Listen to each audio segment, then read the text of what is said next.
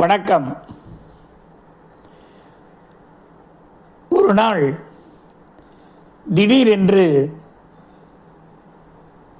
அரசிடமிருந்து ஒரு அறிவிப்பு வந்தது. என்ன அறிவிப்பு என்றால், இந்த கல்வியாண்டு முதல் சுற்றுச்சூழல் பாடப்பகுதிகளை பட்டப்படிப்பில் நடத்த வேண்டும் என்ற அறிவிப்பு அது. உடனடியாக எல்லா கல்லூரிகளும் சுற்றுச்சூழல் வகுப்பை எப்படி நடத்துவது, யார் நடத்துவது என்று முடிவெடுத்து அந்தந்த துறையைச் சேர்ந்தவர்களே அதை நடத்தி கொள்வார்கள். ஆனால் அதற்கு மதிப்பெண் வழங்கப்படும். ஆனால் அந்த மதிப்பெண் உங்களுடைய மொத்த மதிப்பெண்ணில் கூட்டப்படாது. அதாவது தமிழ் ஆங்கிலத்தைப் போலவே அதுவும் ஒரு மதிப்பெண்ணாக இருக்கும் என்று அறிவிக்கப்பட்டது.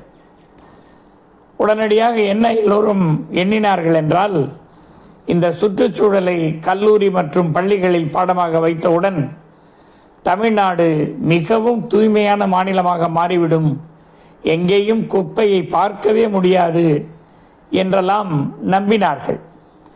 ஆனால் என்ன நடந்தது? நிறைய பேர் சுற்றுச்சூழல் தொடர்பான நூல்களை எழுதி அந்தந்த கல்லூரியில் மாணவர்களுக்கு விற்றார்களே தவிர சுற்றுச்சூழலில் எந்த மாற்றமும் ஏற்படவில்லை. சுற்றுச்சூழல் பாடம் நடத்துகிற வகுப்பறையே தூய்மையாக இருக்காது. குப்பைகளும் கூலங்களும் நிறைந்த இடமாகத்தான் அது இருக்கும். எனவே சுற்றுச்சூழல் என்ற ஒன்றை பள்ளியிலும் கல்லூரியிலும் வைத்துவிட்டால் அதனால் நம்முடைய நாடு தூய்மையாகிவிடும் என்பது ஒரு தவறான மூட நம்பிக்கை. இப்படித்தான் நம்ம நிறைய செய்திகளை பாடமாக வைத்தால் அதனால் நாம் திருந்தி விடுவோம் என்று எண்ணுகிறார்கள். அது ஒரு தவறான மூடநம்பிக்கை என்பதை பல விஷயங்கள் நாம் புலப்படுத்தி இருக்கிறோம். கல்லூரியிலே மதிப்பு கல்வி என்ற ஒன்று வைக்கப்படுகிறது, வேல்யூ எஜுகேஷன். அதனால் மனிதாபிமானம் வளர்ந்ததா, மனித மதிப்புகள் உயர்ந்தனவா, நாம் என்ன மதிப்பீடுகளில் இருக்கிறோம் என்பதை சமுதாயத்தில் நடக்கக்கூடிய முறைகேடுகளை வைத்துக்கொண்டே நாம் புரிந்து கொள்ளலாம். எனவே இந்த சுற்றுச்சூழல் என்பது பல்வேறு நிலைகளில் நம்முடைய நிலைகளை விளக்குவதாக இந்த சுற்றுச்சூழல் அமைகிறது. காற்று மாசு, நீர் மாசு, நில மாசு என மாசுகள் பல வகைப்படும். காற்று மாசு எடுத்துக்கொண்டால் கார்பன் மோனாக்சைடு என்கிற அது வாகனங்கள் வெளியிடுகிற புகையிலே இருந்து மிக அதிகமாக காற்றிலே கலந்து அது காற்றை அசுத்தப்படுத்துகிறது. இந்த காற்றிலே கலக்கிற மோனாக்சைடு என்கிற அந்த பொருள் மூலமாக அது சென்று ஓசோன், நம்மை புற ஊதா கதிர்களிலே இருந்து பாதுகாக்கிற ஓசோன் என்கிற படலத்தை அது ஓட்டை போட்டு கொண்டிருக்கிறது. நாம் துணியிலே சட்டை கிழிந்து விட்டால் தைத்து விடலாம். ஓசோன் கிழிந்தால் எங்கு சென்று முறையிடுவது, யாரிடம் முறையிடுவது? கொஞ்சம் கொஞ்சமாக புற ஊதா கதிர்கள் நம்மை தாக்க தொடங்கி இருக்கின்றன.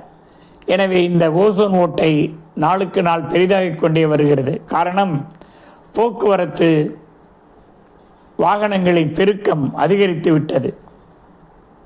அதையும் அந்த போக்குவரத்து வாகனங்களை சுத்தப்படுத்தாமல், புகைப்போக்கிகளை முழுமையாக தூய்மைப்படுத்தாமல், அதை கட்டுப்படுத்தாமல் வைத்திருப்பதால் அதிக புகையை கக்கி அது கார்பன் மோனாக்சைடை உருவாக்குகின்றன.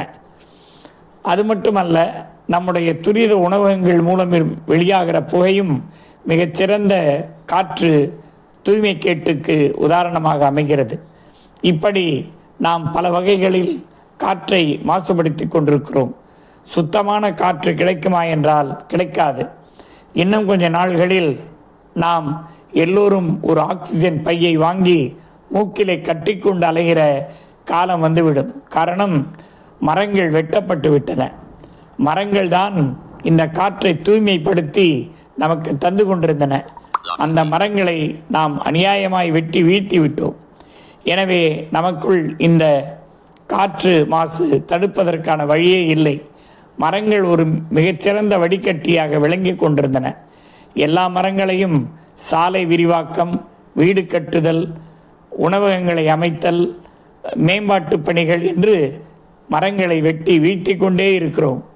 ஒரு மரத்தை வெட்டினால் 4 மரங்களை நட வேண்டும் என்கிற அறிவே நமக்கு இல்லை.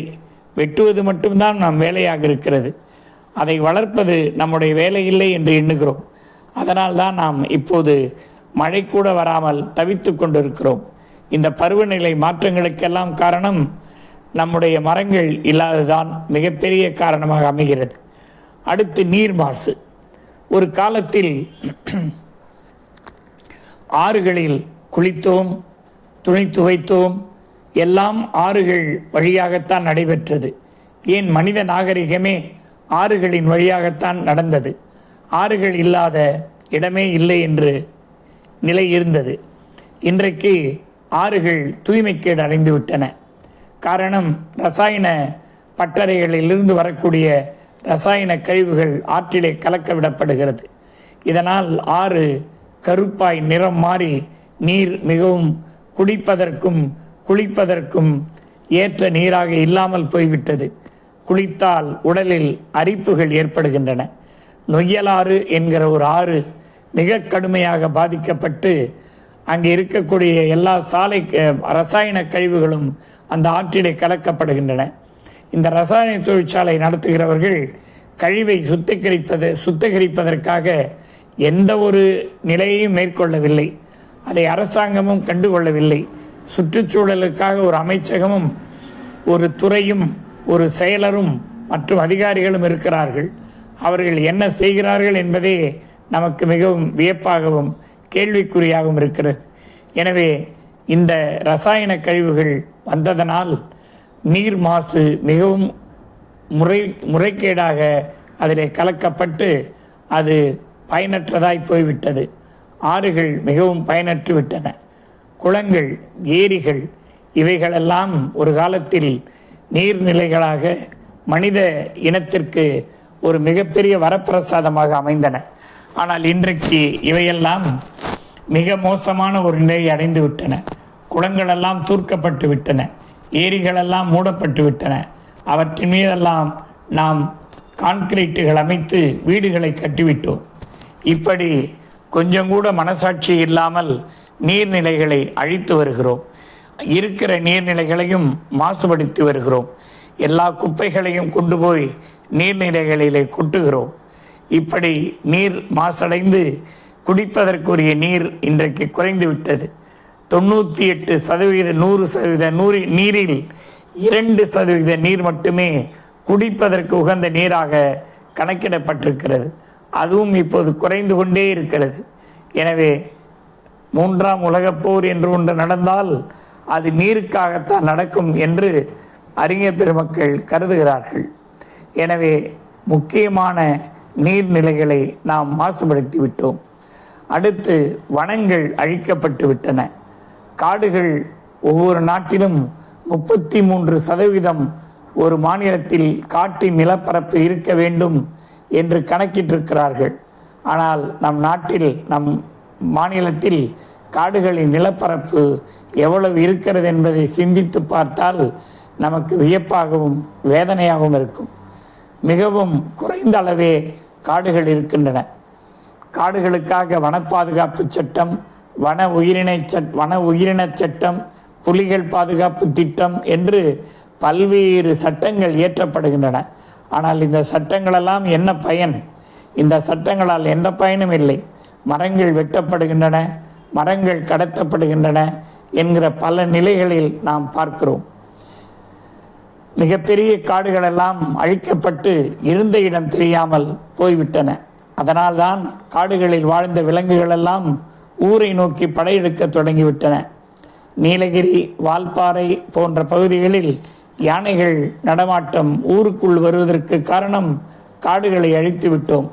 அவைகள் வாழ்வதற்கான வாழிடங்களை நாம் அழித்து அவைகள் நடக்கின்ற இடங்களில் நாம் கட்டிடங்களை கட்டியிருக்கிறோம். அவைகள் அந்த வழியிலே தான் பல ஆண்டுகளாக நடந்து கொண்டிருந்தன.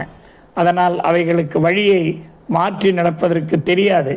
அதனால்தான் அவைகள் இந்த வழியிலேயே நடக்க ஊருக்குள் வந்து விடுகிறது. எனவே இப்படி வனங்கள் அழிக்கப்பட்டு வனங்கள் இல்லாமல் மழைப்பொழிவு மிக மிக குறைந்து கொண்டே வருகிறது. பருவநிலை மாற்றங்கள் மிக அதிகமாக பாதிக்கப்படுகின்றன. வெயிலின் கொடுமை அதிகமாக இருக்கிறது. மழை பெய்வதற்கான வாய்ப்பே இல்லாமல் போய்கொண்டிருப்பதை பார்க்கிறோம். கொஞ்சம் கொஞ்சம் இருக்கிற மரங்களையும் இன்னும் எப்படியெல்லாம் வெட்டி அழிக்கலாம் என்கிற சிந்தனையோடு நாம் அலைந்து கொண்டிருக்கிறோம். எனவே பூமி, நிலத்தடி நீர் மிகவும் மாசுபட்டிருக்கிறது. காரணம் கொட்டப்படுகிற நெகிழி குப்பைகள், பிளாஸ்டிக் பொருள்கள். கடைகளுக்கு செல்லும்போது பைகளை எடுத்து செல்வதை கௌரவ குறைவாய் கருதுகிறோம். எனவே எல்லாவற்றையும் பேக் செய்யப்பட்ட பாக்கெட்டுகளில் வாங்கி கொண்டு வந்து நாம் வீடுகளிலே பயன்படுத்துகிறோம். இவைகள் குப்பையிலே கொட்டப்படும் போது இவைகள் மக்காமல் நிலத்தடி நீரை உள்ளே நுழைய விடாமல் தடுத்து நிறுத்துவதை நாம் பார்க்க முடியும். எனவே மறுசுழற்சிக்கு இவைகள் அனுப்பப்பட்டு மீண்டும் பயன்படுத்தப்பட வேண்டும் என்கிற நோக்கம் இருந்தாலும் எல்லா நெகிழிகளும் எல்லா பிளாஸ்டிக்குகளும் மறுசுழற்சிக்கு அனுப்பப்படுகிறதா என்றால் நிச்சயம் இல்லை. அதுபோல மருத்துவ கழிவுகள், அதுபோல இன்றைக்கு புதியதாக உருவாகி இருக்கிற மின் கழிவுகள், இ வேஸ்ட், இ குப்பைகள், என்னென்ன நாம் பயன்படுத்தி தூக்கி எறிகிற செல்கள், நாம் பயன்படுத்தி தூக்கி எறிகிற கம்ப்யூட்டர் தொடர்பான பொருள்கள், கீபோர்டுகள், வீணாய் போன பல்வேறு எலக்ட்ரானிக்ஸ் பொருள்களை நாம் தூக்கி வீசுகிறோம். அவைகள் பல்லாயிரம் டன் குப்பைகளாய் குவிந்து கிடக்கின்றன. அவற்றை அழிப்பதற்கு முடியாமல் எல்லோரும் திகைத்து கொண்டிருக்கிறார்கள். எனவே இப்படி பல்வேறு வகையான குப்பைகளை கொட்டி நம்முடைய பூமியை நாம் அழுக்காக்கிவிட்டோம், அசுத்தமாக்கிவிட்டோம். தூய்மையாயிருந்த நிலத்தை, தூய்மையாயிருந்த நீரை, தூய்மையாயிருந்த காற்றை, தூய்மையாயிருந்த வானத்தை எல்லாவற்றையும் நாம் அழுக்காக்கி அலங்கோலமாக்கிவிட்டோம். இந்த நிலையில்தான் நாம் வாழ்ந்து கொண்டிருக்கிறோம். நமக்கு நோய்கள் வருகிறது என்றால் ஏன் வருவதில் ஏன் வராது? எல்லா நோய்களும் நிச்சயம் வரும். அரிசியை பல்வேறு பூச்சிக்கொல்லிகள் மூலமாக விளைவிக்கிறோம். வேளாண் பொருள்கள், அதன் மீது அடிக்கப்படுகிற மருந்துகள், அவை நம் உடலுக்குள் கொஞ்சம் கொஞ்சமாய் நுழைந்து பல்வேறு விதமான நோய்களை நமக்கு உருவாக்குகிறது. புகைப்பிடித்தல், அதன் மூலமாக ஏற்படுகிற மாசு இருக்கிறதே, அது கொடுமையிலும் கொடுமை. புகைப்பிடிப்பவரை விட பக்கத்தில் நிற்பவர்களுக்குத்தான் பாதிப்பு அதிகம் என்று அறிஞர்கள், அது தொடர்பான ஆய்வாளர்கள் குறிப்பிடுகிறார்கள். ஆனாலும் இதை பற்றி யாரும் கவலைப்படுவதில்லை. சிகரெட் புகையை இழுத்து மற்றவர்கள் மூஞ்சில் விடுவதை பெருமையாக கருதுகிறார்கள். இப்படிப்பட்ட நிலையில் எப்படி சுற்றுச்சூழலை பாதுகாப்பது? இதற்காக உலக ஐநா சபை ஜூன் மாதம் 5ஆம் தேதியை சுற்றுச்சூழல் தினமாகவும் சுற்றுச்சூழலில் விழிப்புணர்வு ஏற்படுத்தும் தினமாகவும் அனுசரிக்க வேண்டும் என்று ஆணையிட்டிருக்கிறது. நாமும் இது தொடர்பான விழாக்களை நடத்துகிறோம், இது தொடர்பான உரைகளை கொடுக்கிறோம். ஆனால் என்ன பயன்? எந்த பயனும் இல்லை. எனவே சுற்றுச்சூழலை காப்போம், சுற்றுச்சூழலை பேணுவோம். சுற்றுச்சூழலோடு தான் நாம் வாழ வேண்டும். நம்முடைய சுற்றமும் நட்பும் நன்றாக இருந்தால் போதாது, நம்முடைய சுற்றுச்சூழலும் நன்றாக இருக்க வேண்டும். நன்றி, வணக்கம்.